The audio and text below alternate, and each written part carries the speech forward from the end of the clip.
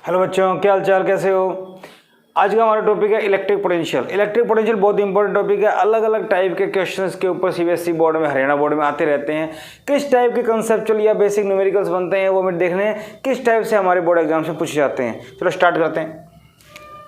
सबसे पहली बात आती है कि इलेक्ट्रिक पोटेंशियल डेफिनेशन की अगर बात करें तो it is the amount of work done in bringing a unit charge from infinity to a point, याद आ रहा है, against the electric field of a given charge along any path. Along any path का मतलब किसी बात, क्योंकि यह कंजर्वेटिव फोर्स है, पाथ पे डिपेंड नहीं करते, विदाउट एक्सेलरेशन, स्लो स्लो लेके आना। डेफिनेशन याद आ गई होगी, ठीक है। तो इलेक्ट्रिक पोटेंशियल एक पॉइंट चार्ज की वजह से, मान लो किसी पॉइंट पे पोटेंशियल निकालना है तो फॉर्मूला क्या होता है, के क्यू बाई आर, याद आया। और यहाँ पे के होता है 1/4 pi epsilon naught 9 10 raise to power 9। इस केस में ध्यान रखना, potential at infinity is taken zero, मतलब जीरो ऑफ पोटेंशियल इन्फिनिटी पे मानना हमने, ठीक है। अगर if zero of electric potential is at finite distance, अगर जीरो पोटेंशियल फाइनाइट डिस्टेंस पे तो हम यूज करेंगे के Q 1/R2 minus 1/R1। R1 क्या होता है, इनिशियल पोजीशन, ये final position. Initially final position infinity पे है तो 1/इन्फिनिटी 0, इसलिए सीधा के क्यू बाई आर। लेकिन अगर फाइनाइट डिस्टेंस है तो ये, ठीक है। इसके ऊपर क्वेश्चन कैसे बन सकता है वो अभी हम डिस्कस करते हैं। तो एक चीज़ और, अगर आपको इलेक्ट्रिक पोटेंशियल निकालना है तो सिर्फ आपको एक पॉइंट चूज करना है और दूसरा एक चार्ज होना चाहिए। मोस्टली 99% सवाल आएंगे जिसमें जीरो पोटेंशियल इन्फिनिटी चूज करते हैं, 99.9%। बहुत कम चांस है इसके सवाल आने के। लेकिन अगर आ जाए take zero potential energy at this, तो ये यूज करेंगे। कैसे करना मैं आपको बताता हूँ अभी, ठीक है। तो एक फॉर्मूला याद करें, के क्यू बाई आर। इसके बाद अगर देखें electric potential V, it is scalar, और इसका एक फॉर्मूला होता है वर्क अपॉन चार्ज, अभी डिस्कस करेंगे आगे। तो इसकी यूनिट की अगर बात करें, जूल पर कूलम। एक बार सीबीएसई ने क्वेश्चन पूछ लिया था, name the physical quantity have unit joule per coulomb, is it scalar और vector, scalar. Joule per coulomb क्या है, पोटेंशियल, ठीक है भाई, बात समझ में आ गई। तो इलेक्ट्रिक पोटेंशियल है जूल पर कूलम, ठीक है, ये बात भी समझ में आ गई। इसके बाद देखो क्वेश्चन कैसे बनते हैं। मान लो आपके पास क्वेश्चन आ जाए, यहाँ एक 10 माइक्रोकूलम का चार्ज है, यहाँ से 15 सेंटीमीटर के ऊपर एक पी पॉइंट है, find electric potential eight P. Just ये आ गया, या तो ये पूछ रहे find electric potential eight P taking zero of potential, taking zero of electric potential at infinity, या तो ये वर्ड लिखा मिलेगा, या फिर सिर्फ find electric potential eight P. तो अंडरस्टूड है कि पोटेंशियल कहाँ पे जीरो माना, इन्फिनिटी पे। तो सिर्फ हमें क्या लगाना है, K Q by are. K 9 10 raise to power 9, Q 10 micro, R 15 centimetre. Centimetre के मीटर बनाने आते हैं, 5 तिया 15, 5 दूनी 10, 3 तिया 9, 3 दूनी 6, 9 में से 6 गए 3, और ये ऊपर जाके 5 वोल्ट। ये मेरा आंसर आ गया, बात समझ में आ गई। इस टाइप से हम लोग इसको सॉल्व कर सकते हैं, ठीक है भाई। ये सवाल इस टाइप से आ जाएगा, जस्ट कैलकुलेशन करने की जरूरत कुछ नहीं है। अब आगे देखो, find electric potential eight P taking zero of electric potential eight 30 centimetre from charge. अब देखो इस पॉइंट पे पोटेंशियल निकालना है, जीरो पोटेंशियल कहाँ है, 30 पे। इसका मतलब यहां से ये कितना हो गया, 30 सेंटीमीटर। कोई भी P पॉइंट मान लेते हैं, Q या O मान लो। अब इस सवाल में क्या करना है, KQ 1/R2 minus 1/R1, R1 initial position है या फाइनल। तो यहाँ देखो K 9 10⁹ Q 10 micro, 1/R2, R2 final 15 centimetre minus 30, ये हो गया। अब यहाँ अगर देखें 9 में से 6 गए 3 और 1 0 इसको बढ़ा दो, 9 और 1 10 6, तो ये हो गया 9 10⁴ बात समझ में आ रही है। 9 और 1 10, 6 गए 4, और ये ऊपर जाएगा। एक काम करते हैं 10⁻⁻² को बाहर लेते हैं, क्या बात समझ में आ रही है। तो 10 की पावर माइनस का 2 ऊपर जाएगा तो प्लस का हो जाएगा, 9 और 2 11 12 6, ठीक है।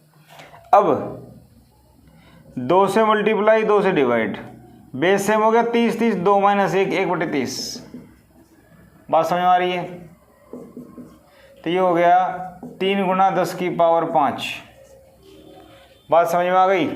ओके, तो ये मेरा आंसर आ गया। थोड़ी सी कैलकुलेशन का ध्यान रखना और कुछ नहीं है। जीरो ऑफ पोटेंशियल एनर्जी दे रखा हो तो ये फॉर्मूला अप्लाई करना, ज़्यादा सोचने की जरूरत नहीं है। और सिर्फ ये पूछे find electric potential eight P, तो अंडरस्टूड है जीरो पोटेंशियल का है इन्फिनिटी पे, यह गिवन मिलेगा, टेंशन की बात नहीं। इस टाइप का सवाल आ जाए तो हम लोग कर सकते हैं, ठीक है भाई, ये हम कर लेंगे। इसके बाद अगर हम बात करते हैं भाई और किस टाइप के सवाल, तो पहले हमें कुछ शेप दे देंगे, जनरल इस टाइप के सवाल आ जाते हैं। जैसे आपको एक ट्रायंगल दे दी, इस ट्रायंगल के ऊपर 3 चार्ज है, 3 माइक्रोकूलम 3 माइक्रोकूलम 3 माइक्रोकूलम, ये सेंट्रोइड है ABC। यहाँ 2√3 मीटर 2√3 मीटर 2√3 मीटर डिस्टेंस दे दी, centre O। Find electric potential and electric field at O, ठीक है। सबसे पहली बात अभी मैंने क्या बताया, इलेक्ट्रिक पोटेंशियल के लिए आपको ये डिस्टेंस पता होनी चाहिए और चार्ज पता होना चाहिए। तो चार्ज तो पता है, जिस पॉइंट पे निकालनी है वहाँ की डिस्टेंस। तो आपको पता है इक्विलेटरल ट्रायंगल में ये डिस्टेंस कितनी होती है, शॉर्टकट साइड बाई √3, तो 2 बचेगा, साइड डिवाइड बाई √3, √3 से √3 कैंसिल 2। तो इलेक्ट्रिक पोटेंशियल इसकी वजह से KQ/R हो गया, इसकी वजह से भी KQ/R, KQ/R, तीनों सेम है, तीनों सेम आएंगे तो 3 से गुणा कर दो। आई थिंक समझ में आ गई बात। तो ये आ गया 3/2 9 10⁻⁹ 3 माइनस 6, 9 3 27 27 81/2 10 की पावर 3 वोल्ट, आंसर आ गया, ठीक है। Electric field is 0 due to symmetry of charges. पीछे पढ़ा हुआ है हम लोगों ने कि ट्रायंगल, रेक्टेंगल, पेंटागन, हेक्सागन, कोई भी शेप आ जाए, अगर चार्ज वर्टिसेज पे बराबर हैं तो नेट इलेक्ट्रिक फील्ड 0 आता है। तो आप डायरेक्ट लिख सकते हैं कि ये हुआ 0, ठीक है भाई, बात समझ में आ गई। इक्विलेटरल ट्रायंगल का सवाल आ जाता है तो मैं कर सकता हूँ, नेट आंसर निकालना। इसी टाइप से मान लो आपके पास एक स्केयर आ जाता है, 4 metre 4 metre 4 metre 4 metre, 6 microcoulomb 6 microcoulomb 6 microcoulomb 6 microcoulomb. यहाँ पे net potential, find net electric potential and electric field at O। अब यहाँ पे पोटेंशियल निकालना है, पोटेंशियल निकालना है तो हमें क्या चाहिए, ये क्या मेरी बात समझ में आ गई, ठीक है। यहाँ देखा जाए तो डायगोनल है, ये 4, ये भी 4, 4 का स्क्वायर 16, 4 का स्क्वायर 16, क्योंकि पाइथागोरस थ्योरम लग जाएगी। 16 + 16 32, 32 को लिख सकते हैं 16 × 2, क्योंकि ये साइड क्या आ जाएगी, इसका स्क्वायर और रूट, तो 4 का स्क्वायर 16, 16 16 32, 32 का रूट, तो रूट 16 × 2 4√2, कितना आ गया 4√2। ये कंप्लीट आ गया 4√2, 4√2 का आधा 2√2। आई थिंक बात समझ में आ गई। तो ये मुझे पता लग गया 2√2, तो ठीक है। इलेक्ट्रिक पोटेंशियल क्या आएगा, K charge divide by side. क्या इसका सबका सेम आएगा, यस, 4 से गुणा कर तो 4 है, तो K की वैल्यू, इसकी वैल्यू, ये 2, ये √2, तो ये हो गया 6 दूनी 12, 12 नहीं में 108 बटे √2, 10 की पावर 3, सिंप्लीफाई, और इलेक्ट्रिक फील्ड क्या आ गया 0 due to symmetry. I think बात समझ में आ गई। इस टाइप के सवाल आ जाए तो इलेक्ट्रिक पोटेंशियल के लिए जस्ट चार्ज K/R, ये डिस्टेंस थोड़ा मैथ आपको आना चाहिए, ठीक है। 2√2 ओके। अब ऐसे ही पेंटागन आ जाए, हेक्सागन आ जाए, आई थिंक आप लोग कर सकते हो, ठीक है। मान लीजिए आपके पास हेक्सागन आ जाता है, हिंट दे रहा हूं मैं, अपने आप करना है। सभी वर्टिसेस के ऊपर Q चार्ज है, Q की वैल्यू गिवन नहीं है, कुछ भी हो सकती है। साइड 10 सेंटीमीटर दी हुई है, तो यहाँ पे मैथ आपको आता है, ये 10 होने वाला है सारा, ठीक है। साइड 10 है, सेंटर से ऐसे हम ये लेंगे तो ये भी 10 आने वाला है, ठीक है। ये सेंटर हो गया, तो डिस्टेंस 10 है, तो K/R, और चार्ज भी अगर मान लें 2 माइक्रोकूलम, 2 माइक्रोकूलम, 2 माइक्रोकूलम, 2 माइक्रोकूलम, और ये भी 2 माइक्रोकूलम।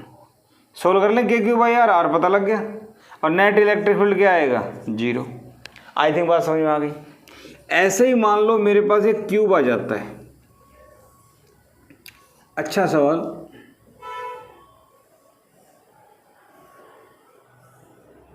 ये क्यूब की वर्टिसेस के ऊपर Q चार्ज है, ठीक है। ये सेंटर, ये सेंटर नहीं, कुछ भी ना हो, ये हो गया centroid O। Find electric potential and electric field at O। क्या करें, सबसे पहले सोचने के लिए मुझे डिस्टेंस चाहिए, साइड क्या मान लें A। जरा सोचो, ये जो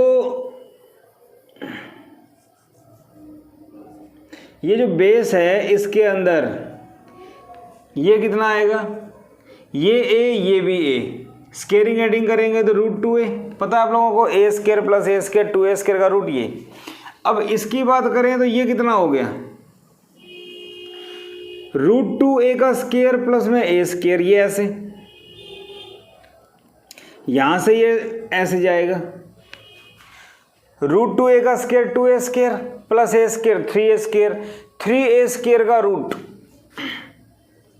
3A² का रूट √3A, और ये हाफ की बात करें तो ये कितना हो जाएगा √3A/2, और यहाँ से ये कितना हो जाएगा √3A/2। क्या मेरी बात समझ में आ गई। तो सेंटर से कॉर्नर्स की डिस्टेंस आ गई। कितने कॉर्नर्स हैं 8, क्यूब में कितने कॉर्नर होते हैं 8। जो बेस है, जो फेस डायगोनल कितना हो गया ये, और जो बॉडी डायगोनल है, क्या बोलेंगे इसको, बॉडी डायगोनल, तो फेस डायगोनल किसका स्क्वायर प्लस में साइड का स्क्वायर, ये आ जाएगा √3A, तो √3A/2। तो पोटेंशियल निकालेंगे तो KQ बाई डिस्टेंस √3A/2 कितने हैं 8, तो ये हो गया 9 10 की पावर 9 चार्ज Q गुणा में 8 √3A, 2 ऊपर आ जाएगा, 2 ऊपर आएगा तो ये 18। तो बेटा पोटेंशियल कितना आ गया 18 × 72, 144 बटे में √3 Q 10 की पावर 9 और A अगर साइड गिवन है तो हो जाएगी, वोल्ट। आंसर आ गया। Electric field zero due to symmetry, हर जगह चार्ज सेम है। तो जस्ट मैथमेटिक्स से थोड़ा सा मेरे ख्याल से कोई दिक्कत वाली बात नहीं है। तो शेप के सवाल आ जाए, पोटेंशियल निकालना मेरे ख्याल से आप लोग कर सकते हो। जनरली सवाल सभी या रेफरेंस पॉइंट जीरो, पोटेंशियल काम आना इन्फिनिटी पे, ठीक है भाई। ये सवाल आ जाए तो हम लोग कर सकते हैं। इसके बाद हम आगे चले तो मेरे पास सवाल आ जाता है, आपको दो चार्ज दे देंगे, उनके बीच में कुछ सेपरेशन दे देंगे और आपसे कहेंगे बताओ दोनों चार्जेस के बीच में किस पॉइंट पर पोटेंशियल जीरो होगा। तो आपको मैं बता दूं, पोटेंशियल जीरो करने के लिए सबसे पहली कंडीशन है दोनों चार्ज अपोजिट साइन के होने चाहिए, एक पॉजिटिव और एक नेगेटिव। क्यों? पोटेंशियल स्केलर क्वांटिटी है, अगर जीरो करना है तो दोनों अपोजिट होंगे तभी माइनस होंगे, अगर दोनों ही प्लस के हैं तो माइनस हो ही नहीं सकते, ठीक है। तो आपको क्वेश्चन दे दिया ये 16 सेंटीमीटर, ये डिस्टेंस दे रखी है 5 10⁻³ कूलम, और ये दे रखा है -3 10⁻³ कूलम। ये आपको इस टाइप से सवाल दे दिया, ठीक है भाई। और चार्ज को -8 लेने ज़्यादा सही रहेगा ना, इस टाइप से एग्जैक्ट क्वेश्चन आया हुआ इस टाइप का। Find position between charges where electric potential is zero. अब सबसे पहली बात, पोटेंशियल जो जीरो होता है वो एक पॉइंट पे नहीं होता, दो पॉइंट पे होता है। एक पॉइंट बीच में आता है और एक पॉइंट दोनों चार्ज में से जो कम मैग्नीट्यूड का होता है उस साइड, दोनों चार्ज में से जो कम मैग्नीट्यूड का होता है, प्लस माइनस का कोई रोल नहीं है, कम मैग्नीट्यूड 3 है कम इस साइड। तो ये देखो ये 16 सेंटीमीटर, तो पोटेंशियल जीरो, मान लो इस पॉइंट पे पोटेंशियल जीरो है, तो ये x 16 - x। बात समझ में आ गई? ठीक है। Let v = 0 at p। अब पोटेंशियल यहाँ पे जीरो है, पोटेंशियल स्केलर है, तो इन दोनों का पोटेंशियल ऐड करो, k q1 by r plus k by 16 - x। ये डिस्टेंस सेंटीमीटर में, ये भी सेंटीमीटर में, कोई दिक्कत नहीं है, बाद में कैंसिल हो जाएगा, इसका कोई इश्यू नहीं है, ठीक है।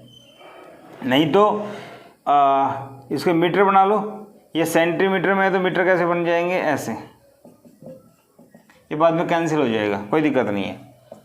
पोटेंशियल जीरो करना है, इन दोनों को ऐड करके जीरो, क्योंकि स्केलर क्वांटिटी है, यहाँ दोनों की वजह से नेट पोटेंशियल निकालो और इक्वल टू जीरो कर दो, कर दिया। जब जीरो करेंगे तो ये टर्म उधर चली जाएगी, k 5 10⁻⁻8 x 10⁻⁻2 मीटर बनाने के लिए ये उधर जाके प्लस का 16 - x -2 ये कैंसिल, इसलिए मैं कह रहा था चेंज ना करें तो भी चलेगा, k से k कैंसिल, -8 से -8 कैंसिल, ठीक है भाई। ओके, तो ये मेरे पास बच गया 5/x 3/16 - x, ठीक है। क्रॉस मल्टीप्लाई 80 16 × 80 -5x 3x, ये उधर चला जाएगा 8x, x आ गया 10 सेंटीमीटर, x आ गया 10, क्योंकि ये 16 सेंटीमीटर था, इसको मीटर में ना भी चेंज करो तो भी कोई फर्क नहीं पड़ने वाला, क्योंकि -2 से -2 कैंसिल हो गया, ठीक है ना। तो 10 सेंटीमीटर मेरा आंसर आ गया। बात समझ में आ गई होगी? ओके, क्योंकि सेंटीमीटर में लेके चलो x को, तो मीटर में कन्वर्ट किया था, आंसर आ गया। तो ये तो बीच का पॉइंट हो गया, जैसे हमने पीछे इलेक्ट्रिक फील्ड में किया था वैसा ही है, नेट पोटेंशियल निकाल लो, इसको जीरो कर दो, आंसर आ जाएगा। अब एक पॉइंट हमारा आउटसाइड होता है,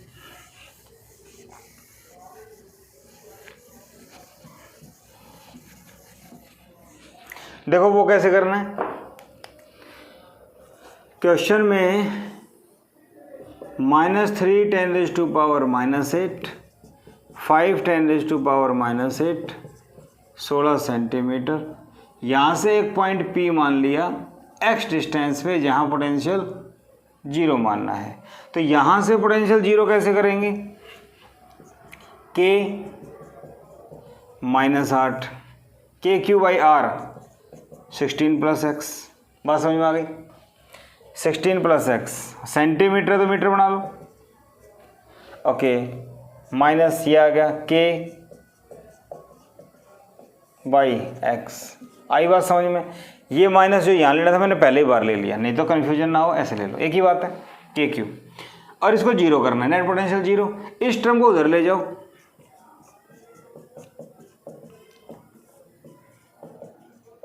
यहां से इसको हमने ऐसे कर दिया, के 3 10⁻⁻⁸ के से के कैंसिल, और इसको भी हमने मीटर बना दिया, सॉरी ऐसे, ये इससे कैंसिल, ये इससे कैंसिल, तो ये आ गया 5/16 प्लस एक्स 3/x। यहाँ क्रॉस मल्टीप्लाई करेंगे 5x 16 × 48 प्लस 3x, 3x को इधर ले आओ।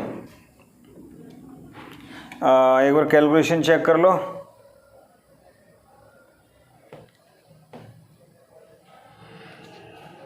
इसको इधर ले आओ, 2x 48, x कितना आ गया 24 सेंटीमीटर, x आ गया 24 सेंटीमीटर। यहां से अगर इस पॉइंट से चेक करें, फ्रॉम ए डिस्टेंस इज 16 ये 24 ये 40 सेंटीमीटर, क्योंकि पहले वाले का जो x यहाँ से आया था कितना 10, सेकंड वाले का यहाँ से है, तो यहाँ से कितना हो जाएगा 16 और जोड़ दो 40, तो आंसर हो गया 10 centimetre 40 centimetre from A point से पोजीशन जहाँ पे पोटेंशियल जीरो होगा वो 10 और 40 है, 10 दोनों के बीच में, 40 आउटसाइड स्मॉल के साइड में। तो इस टाइप का सवाल आ जाए मेरे ख्याल से कर सकते हो। एक सवाल अगर समझ में आ गया तो आप कैसे भी कर सकते हो। मेन चीज़ है एक चार्ज पॉजिटिव एक चार्ज नेगेटिव, एक दोनों के बीच में पॉइंट मानो x 16 माइनस एक्स, दोनों का पोटेंशियल जोड़ के जीरो कर दो, एक आउटसाइड उसका जीरो कर दो। ठीक है भाई, बात समझ में आ गई, कर सकते हैं, ये भी हम लोग कर लेंगे। आई थिंक कोई परेशानी नहीं है, जस्ट रिविजन कर रहे हैं हम लोग। इस टाइप का सवाल आ सकता है, CBSE हर बार कुछ ना कुछ नया डाल देती है। ठीक है भाई, ये बात समझ में आ गई। अब कुछ क्वेश्चन हमारे पास इस टाइप के बन जाते हैं जिसके अंदर दो स्फीयर्स हैं, उन दोनों को या तो टच कर दिया आपस में या उनको एक वायर से जोड़ दिया। तो जब दो स्फीयर को टच करते हैं उनमें चार्ज का फ्लो होता है। चार्ज का फ्लो तब तक होता है जब तक दोनों का पोटेंशियल बराबर ना हो जाए। तो यहाँ मेन कंडीशन क्या है, दो स्फीयर्स को, कंडक्टिंग स्फीयर्स को एक वायर से जोड़ो या टच करो, चार्ज का फ्लो तब तक होगा जब दोनों के ऊपर पोटेंशियल बराबर ना हो जाए। तो मेन चीज़ क्या है, सेम पोटेंशियल, दोनों पे सेम पोटेंशियल हो जाएगा। और अगर दोनों का साइज बराबर है तो चार्ज भी बराबर होगा, साइज छोटा बड़ा है तो चार्ज भी अलग अलग होगा। ये सारी बातें हमने पीछे पढ़ी थी। फिलहाल क्वेश्चन देखते हैं। सपोज करो क्वेश्चन आपके पास है, two conducting sphere each of radius are,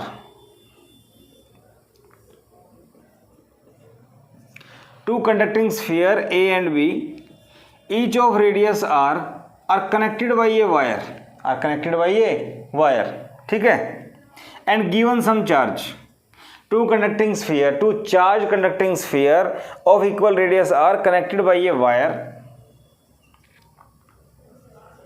ठीक है, are given some charge, find ratio of their charges, find ratio of their charges, या फाइंड रेशियो ऑफ चार्जेज। क्या होगा, सबसे पहली बात है करना क्या, दो स्फीयर दे रखे दोनों आइडेंटिकल। अभी मैंने क्या बोला, अगर दोनों की रेडियस बराबर है इसका मतलब दोनों के ऊपर चार्ज भी बराबर होंगे, प्रूव कर सकते हैं। जब दोनों को यहाँ जोड़ देंगे तो दोनों का पोटेंशियल बराबर होने वाला है, दोनों का पोटेंशियल बराबर होने वाला है। पोटेंशियल बराबर है तो के, इसका charge Q A, radius R, K Q B R, तो ये तो पहले ही बराबर आ गया, दोनों का चार्ज बराबर आ गया। और चार्ज का अगर कोई आपसे रेशियो पूछे तो क्या आ गया बेटा 1। अगर आपसे कोई पूछे भाई रेशियो क्या होगा चार्ज का, तो ये हो गया 1। इजी सवाल था। ठीक है भाई, ये भी हो जाएगा, कर सकते हैं। इसी क्वेश्चन को थोड़ा सा घुमा दिया जाए, क्या, two conducting sphere, one solid and other hollow of radius RA and RB are connected by a wire, and both spheres are initially charged, both spheres are initially charged, ठीक है।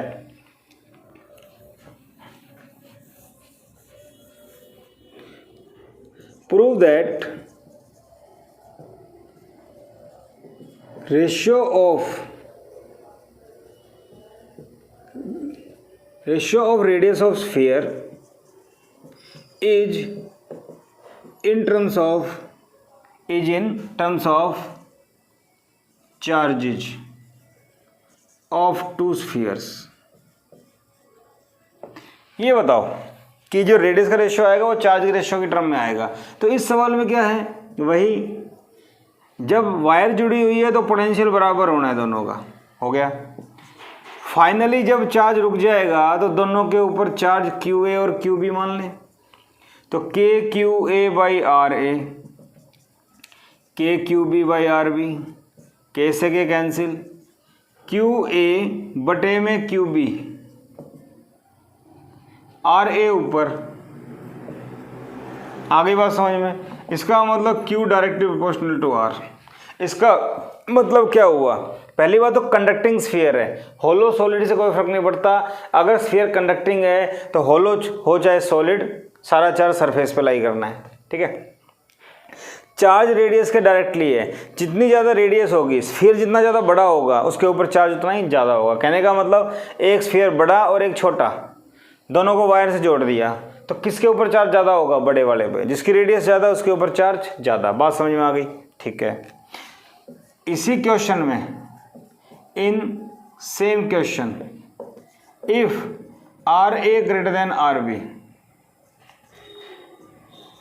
विच स्फीयर हैव मोर चार्ज। अगर R A R B दे रखा है, R A बड़ा दे रखा है तो किस पे ज़्यादा चार्ज होगा? तो देखो आर ए बटे आर बी, क्यू ए बटे क्यू बी। अगर ये रेशियो एक से ज़्यादा है तो क्यू ए बटे क्यू बी भी एक से ज़्यादा होगा, और ये एक से ज़्यादा होगा तो जिसकी रेडियस ज़्यादा उसका चार्ज ज़्यादा। ये सवाल भी आपसे 1 या 2 नंबर में पूछा जा सकता है कि दोनों को जोड़ दिया, इसकी रेडियस ज़्यादा है तो बताओ किसके ऊपर चार्ज ज़्यादा, या इसका चार्ज ज़्यादा है तो रेडियस किसकी ज़्यादा होगी। बात वही है, ये चीज़ आने वाली है। और जिसकी रेडियस ज़्यादा उसका चार्ज ज़्यादा। कर लेंगे इस टाइप के सवाल, मेरे ख्याल से कोई परेशानी वाली बात नहीं होने वाली। यहाँ पे इजी सवाल है, ठीक है भाई, हो जाएगा। ऐसा सवाल भी हम लोग कर लेंगे। ओके, इसमें थोड़ा सा एक अच्छा सवाल देखें। क्या? Two charge conducting sphere of radius A and B are connected by a wire, are connected by a wire. What is ratio of electric field? What is the ratio of electric field at surface of two spheres? दोनों spheres के surface पे electric field का ratio क्या होगा? तो इस सवाल में क्या करना है, फिर से वही बात, दोनों का पोटेंशियल बराबर, क्योंकि वायर जुड़ी हुई है, पोटेंशियल बराबर है। फिर दूसरा, यहाँ पे चार्ज की कोई बात नहीं कर रहा है, चार्ज कितना, या तो क्यू ए क्यू बी मान लें, फिर हमें इलेक्ट्रिक फील्ड निकालना, कुछ तो गड़बड़ होगी। चलो देखते हैं। के Q A by A, K Q B by B मान लिया इस टाइप से, ठीक है। के से के कैंसिल, क्यू ए बटे में Q B, A by B. क्या मेरी बात समझ में आ गई? क्यू ए बटे क्यू बी क्या आ गया? ए बाई बी, ठीक है। चार्ज का रेशियो मेरे पास आ गया। नाउ इलेक्ट्रिक फील्ड की बात करें तो ई ए बटे ई बी, तो ये क्या होता है? K Q A by R square, K Q B by R square. Radius ही है, चार्ज दोनों का मैंने क्या मान लिया फाइनली? क्यू ए और क्यू बी फाइनली मान लिया मैंने इतना, ठीक है। अब क्या करना है, ई ए बटे में ई बी, क्यू ए बटे में ए स्क्वायर, ये बी स्क्वायर क्यू बी आ गया।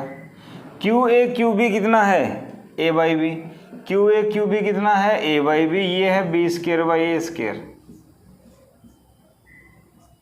तो ई ए बटे में ई बी, ये आ गया बी बाई ए। इसका मतलब ए का इलेक्ट्रिक फील्ड इनवर्सली है, तो ई इनवर्सली प्रोपोर्शनल टू रेडियस। क्या मेरी बात समझ में आ गई? सिंपल सवाल है। Q A Q B final charge मान लेते हैं दोनों पे, और पोटेंशियल बराबर किया, यहाँ से चार्ज ए बी की टर्म में आ गया, और इलेक्ट्रिक फील्ड का फॉर्मूला अप्लाई करो, आपका आंसर आ गया। इंपॉर्टेंट सवाल है, इस टाइप का सवाल आपसे पूछा जा सकता है। तो यहाँ देखो, ए स्फीयर की रेडियस ए है, इलेक्ट्रिक फील्ड ए, इनवर्सली आ रहा है, समझ रहे हो ना? तो electric field inversely of radius. तो इस टाइप का सवाल आ जाए तो हम लोग कर सकते हैं। ठीक है भाई, बात समझ में आ गई, ये भी हम कर लेंगे। ओके, और क्या टाइप बन सकती है? कंडक्टिंग स्फीयर्स के हम कर लेंगे। ओके, इसके बाद कई बार क्वेश्चन आता है कि हमारे पास छोटी छोटी ड्रॉप्स हैं, आइडेंटिकल ड्रॉप, उनके ऊपर कोई चार्ज है, सभी ड्रॉप्स कंबाइन होकर एक बड़ी ड्रॉप बना देती है। बताओ फाइनल पोटेंशियल क्या होगा, फाइनल चार्ज क्या होगा? एक एक दो नंबर के इस टाइप के सवाल आ जाते हैं, छोड़ के नहीं आने, करने हैं। क्या जनरल कंसेप्ट पढ़ें, N drops identical,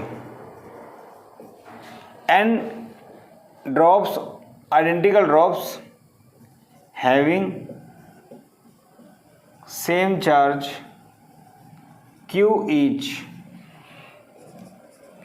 are combined to form a big drop. Find potential of bigger drop if electric potential of each drop is V.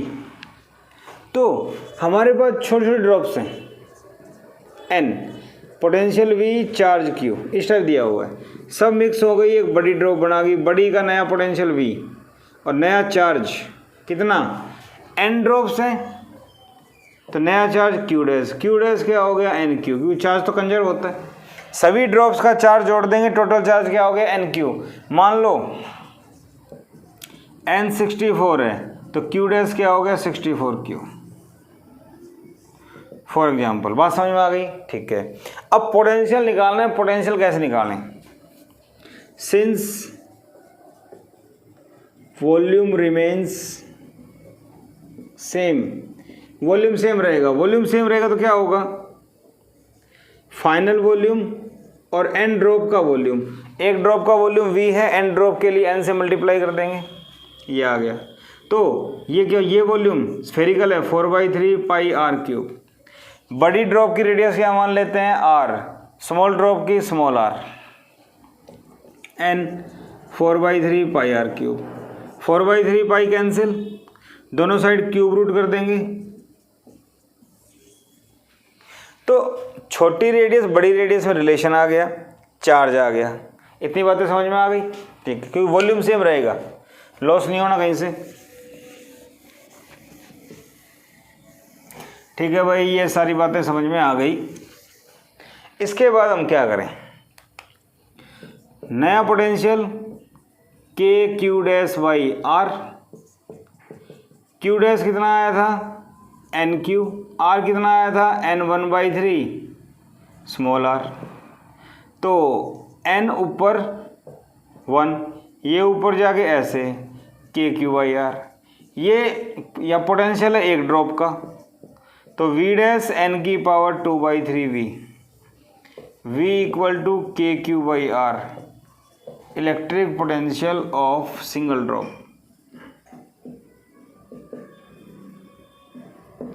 ठीक है भाई, बात समझ में आ गई? तो ये फॉर्मूला याद कर लो, आपका काम हो जाएगा। ठीक है, इफ एन इक्वल टू 64, तो वी डैश क्या आ जाएगा, 64 की पावर 2/3 वी। 64 क्या होता है, 8 का स्क्वायर या 4 का क्यूब, ये इससे कैंसिल, 16। बात समझ में आ गई। अगर n 64 दे दें तो 4 का क्यूब होता है ये कैंसिल, स्क्वायर 16। तो इस टाइप से हम लोग सॉल्व कर सकते हैं। आई थिंक बात समझ में आ गई। ऐसा सवाल आ जाए तो भी हम लोग कर सकते हैं, छोड़ेंगे नहीं। ओके, अब छोटे छोटे डेरिवेशन आ जाते हैं। क्या? इलेक्ट्रिक डाइपोल की वजह से पोटेंशियल बताइए एक्सियल लाइन पे, इक्वेटोरियल लाइन पे। तो ये सीधा डेरिवेशन का पार्ट है, लेकिन हल्का फुल्का आइडिया दे देता हूं मैं। Electric potential at a point on the axial line of a dipole, क्या करेंगे? -q + q, centre A P point ले लिया, सेंटर से r डिस्टेंस पे, यहाँ पोटेंशियल निकालना है। तो क्या करें? Electric potential due to positive charge V plus KQ/r - a, electric potential due to negative charge K - Q R + a, क्योंकि potential scalar quantity charge plus minus दोनों लेने हैं। ठीक है, नेट पोटेंशियल दोनों को जोड़ दो, सिंपल न्यूमेरिकल जैसा ही है। KQ/r plus minus low. V1 KQ/r - a, V2 minus का है, V प्लस V माइनस, तो -KQ, ये माइनस का था, R + a। बात समझ में आ गई। KQ common, 1/r - a, 1/r + a, तो ये आ गया V = KQ। सुनना ध्यान से, R + a ऊपर, -r - a, ऐसे दोनों को मल्टीप्लाई करेंगे, a + b, a - b, a² - r² - a², r cancel, K Q 2a, r² - a², Q × 2a क्या होता है? डाइपोल, तो KP/r² - a²। एक्सियल लाइन के ऊपर पोटेंशियल का फॉर्मूला हो गया KP/r² - a² for short dipole, पढ़ा हुआ है। तो r को छोड़ देंगे, सॉरी r के कंपेरिजन में a को छोड़ देंगे, KP/r²। तो V inversely r² for a dipole on the axial line. ठीक है भाई, बात समझ में आ गई। कुछ नहीं करना, जस्ट बेसिक बातें बताइए आपको, आ जाए तो हम लोग कर सकते हैं।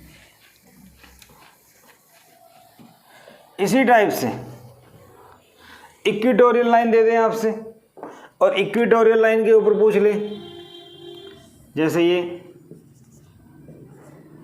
-q + QA A P point, बताओ यहाँ पोटेंशियल कितना होगा? तो V + KQ, r² + a² का रूट, अरे पाइथागोरस थ्योरम, तो KQ/r² + a² का रूट, V - K - Q/ √r² + a²। Net potential, दोनों को ऐड करो, जरा ध्यान से देखो, दोनों सेम है, इसमें माइनस साइन बाहर आ जाएगा, तो KQ/√r² + a², इसका माइनस बाहर आएगा, सेम है सब कुछ। तो इक्वेटोरियल लाइन के ऊपर नेट पोटेंशियल क्या हो गया? 0। इसका मतलब एक डाइपोल के परपेंडिकुलर जो लाइन है, इसके हर पॉइंट के ऊपर पोटेंशियल क्या होता है? 0। पोटेंशियल क्या होता है? 0। आगे जाके पढ़ेंगे वर्क डन, तो एक पॉइंट से दूसरे पॉइंट पे जाने में वर्क डन भी क्या होगा? 0। ध्यान रखना इसका। ठीक है भाई, इस टाइप का सवाल आ जाए तो भी हम लोग कर सकते हैं। ठीक है, axial line, equatorial line, dipole कर सकते हैं। ठीक है बेटा, तो जितने कंसेप्चुअल क्वेश्चन बन सकते थे, न्यूमेरिकल्स की बेसिक टाइप बन सकती थी, हमने डिस्कस की। ठीक है, अच्छे से उम्मीद है आपको आज का लेक्चर पसंद आया होगा। ठीक है, डिस्क्रिप्शन में मैं पोटेंशियल के फुल लेक्चर का लिंक भी डाल दूंगा, ताकि डिटेल में अगर आपको ये लेक्चर देखना हो पोटेंशियल का, इसके डेरिवेशन वगैरह सब कुछ, तो मैं डिस्क्रिप्शन लिंक डाल दूंगा। उसमें आपको जेई तक के न्यूमेरिकल मिल जाएंगे, बोर्ड के, नीट के, जेई के, और फुल थ्योरी का पार्ट, कंप्लीट थ्योरी, जैसे electric potential at a point due to a point charge, सब मिल जाएगा। अच्छे से पढ़ सकते हैं आप डिस्कशन में। अभी जस्ट हम कंसेप्चुअल की बात कर रहे हैं बोर्ड में जो आ सकते हैं। ठीक है बेटा, तो बने रहिए। आपका अपना channel physics classes bye Manoj Gupta. Thank you.